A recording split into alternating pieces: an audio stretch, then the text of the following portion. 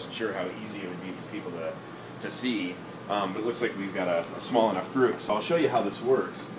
This is basically a microscope, so it's for looking at really small items.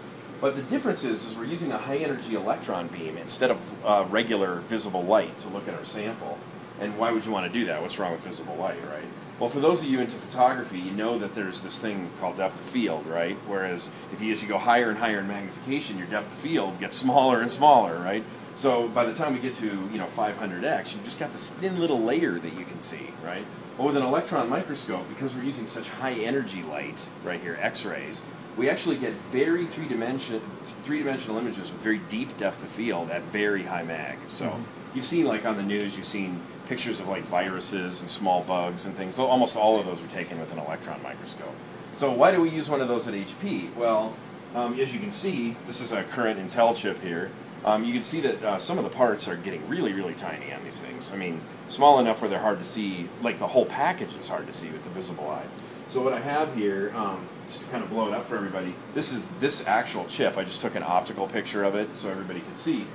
If any one of these capacitors cracks or breaks, this chip isn't going to work anymore, right? So we have to be able to find tiny little cracks, bits of contamination. You can see there's something there, right there on that capacitor. Maybe we want to know what that is, right, and figure it out. It might interfere, right? Or we could look for cracks or other problems that might be on this chip. So you need a tool like this that has a lot of depth of field to be able to screen over complex parts like this.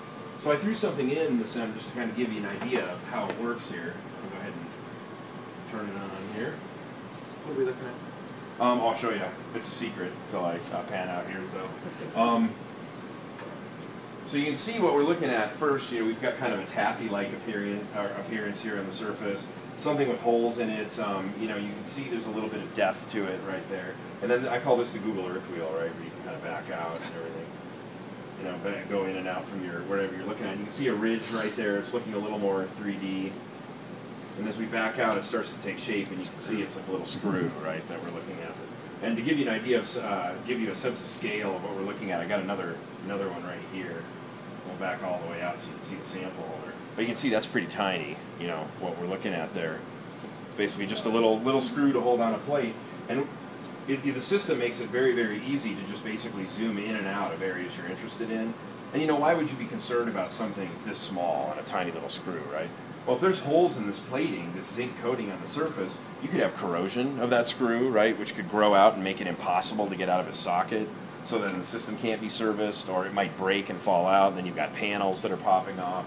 So, we have to take a very close look at even the small things, because they can cause really big problems if we're not careful in design.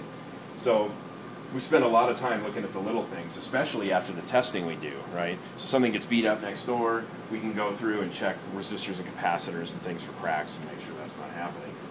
The second benefit of this instrument is because we're using an X-ray beam here, things actually glow in the X-ray region, and we can pick that up with this detector over here. You can see it's full of liquid nitrogen right now. And get a spectral analysis of what we're looking at too, elementally. So not only can I look at the screw, I can tell you if it's coated with zinc, if it's coated with nickel, or if it contains a restricted material like lead, cadmium, or mercury.